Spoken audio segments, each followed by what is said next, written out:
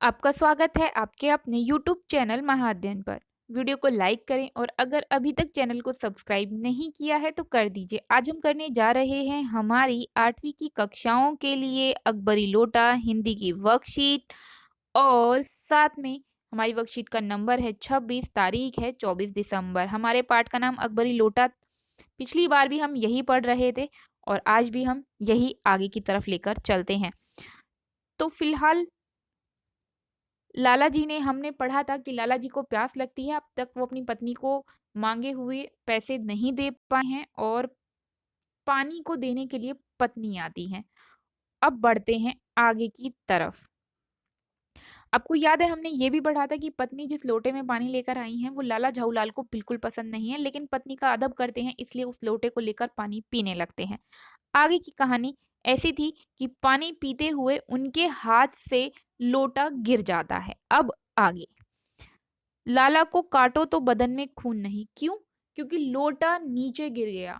अब उनके मन में डर पैदा हो गया और वो डर कैसा है जरा देख लेते हैं। ऐसी चलती हुई गली में ऊंचे तिमंजले से भरे हुए लोटे का गिरना हंसी खेल नहीं।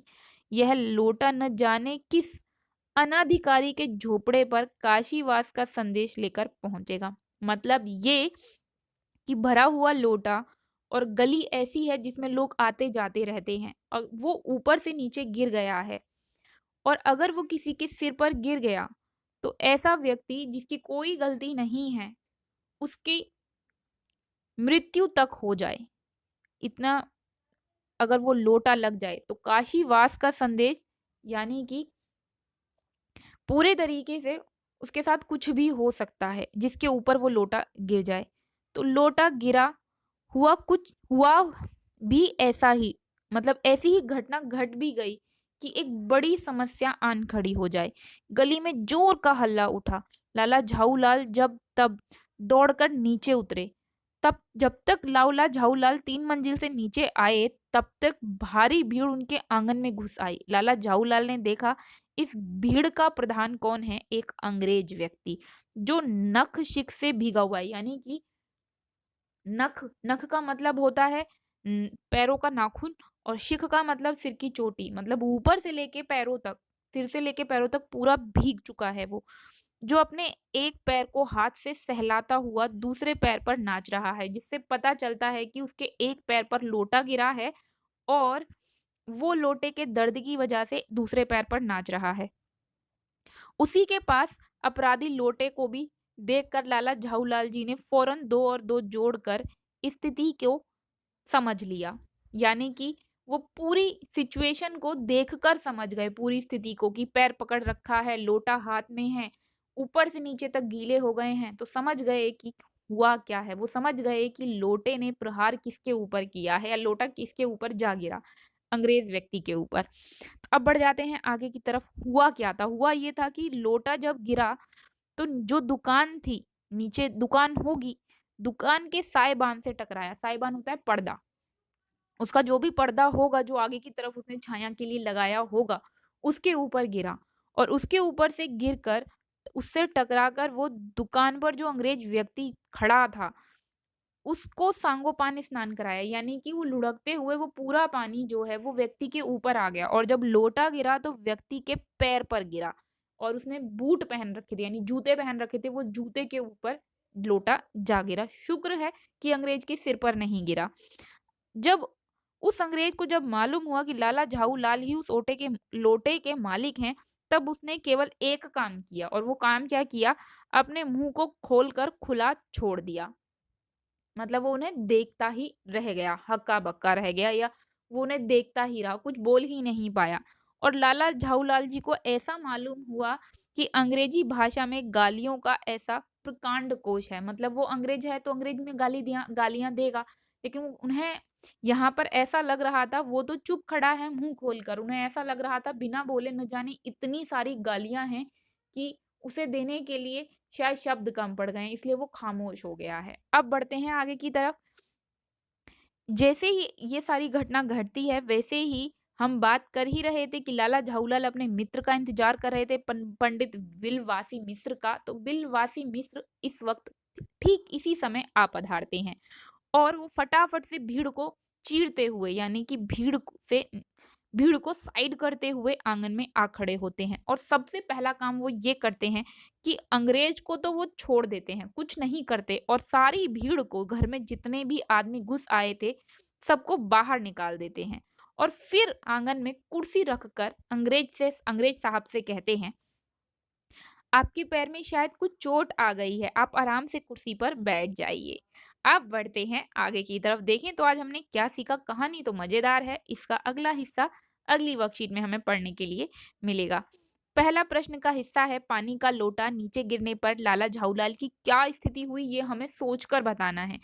निश्चित ही लाला झाऊलाल का शरीर सुन्न हो गया होगा, उनके मस्तिष्क ने पल भर के लिए काम करना बंद कर दिया होगा। उन्हें केवल इतना ही विचार आ रहा होगा कि अब क्या परिणाम होगा, इस लोटे से किसी व्यक्ति को नुकसान होगा और उस नुकसान का हर्जाना लाला झाऊलाल जी के सर होगा। प्रश्न दूसरा, लोटा नीचे जाकर किस पर्व कैसे गिरा? तो लोटा नीचे जाकर दुकान के साइबान से टकराया। ये साइबान है, ये यहाँ पर गलत लिख गया है, इसे ठीक कर लीजिए। साइबान साइबान से टकराया और वहां टकरा कर उस दुकान पर खड़े एक अंग्रेज को उसने सांगोपांग स्नान कराया। गलतियां हो गई हैं, इसलिए इतना नहीं कराया, स्नान कराया। ये लिखते हुए जल्दी जल्दी में चूक हो गई है, आप इसे ठीक करके लिख लें। और फिर उसी के बूट पर जा गिरा। अब बढ़ जाते हैं आगे की तरफ, अगले प्रश्न की तरफ। लाला जी लोटे के मालिक हैं, यह जानकर अंग्रेज ने क्या किया? अंग्रेज ने कुछ भी नहीं किया, उन्हें देखकर केवल देखता ही रह गया। अंग्रेज ने केवल अपना मुंह खुला छोड़ दिया। उसके बाद चौथा प्रश्न है, 3 मुहावरे पूरे गद्यांश से हमें छांट कर लिखने हैं। वैसे तो इसमें कई सारे मुहावरे हैं, लेकिन हमने 3 छांट के लिखने हैं, तो फटाफट से लिख देते हैं। भीड़ को चीरना एक मुहावरा है, भीड़ को चीरा थोड़ी जा सकता है, लकड़ी को आरी से चीरते हैं, भीड़ को कैसे चीरा जा सकता है? तो इसलिए ये एक मुहावरा है। 2 और 2 जोड़ना, 2 और 2 जुड़कर 4 होते हैं, लेकिन लाला जी ने 2 और 2 जोड़कर पूरी स्थिति समझ ली थी, तो यहाँ पर 2 और 2 मुहावरा है।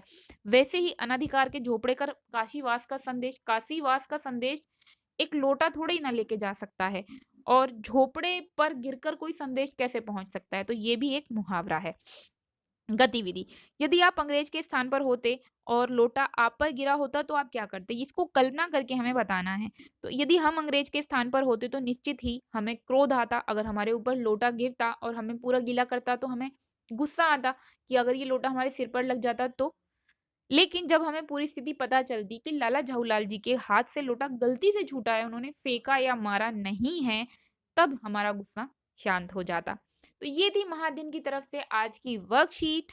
मैं उम्मीद करती हूँ इससे आपको काम करने में भी मदद मिली होगी।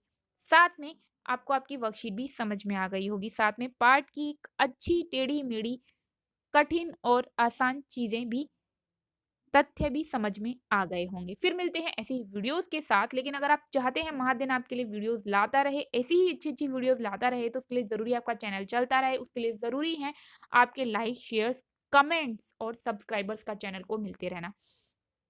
तो फटाफट से वीडियो को लाइक कर दीजिए, वीडियो कैसी लगी कमेंट बॉक्स में लिखना बिल्कुल भी ना भूलें और हो सके तो फ्रेंड्स के साथ शेयर भी ज़रूर करें। अगर आपने अभी तक चैनल को सब्सक्राइब नहीं किया है तो प्लीज़ कर दीजिए, आपकी वीडियो के ठीक नीचे रेड कलर से लिखा हुआ है सब्सक्राइब, क्लिक कर दीजिए, क्लिक करते ही उसका कलर चेंज हो जाएगा और अब वहाँ लिखा होगा सब्सक्राइब्ड। फिर मिलते हैं ऐसी ही वीडियोज़ के साथ, तब तक के लिए स्वस्थ रहें, खुश रहें, नमस्कार और धन्यवाद।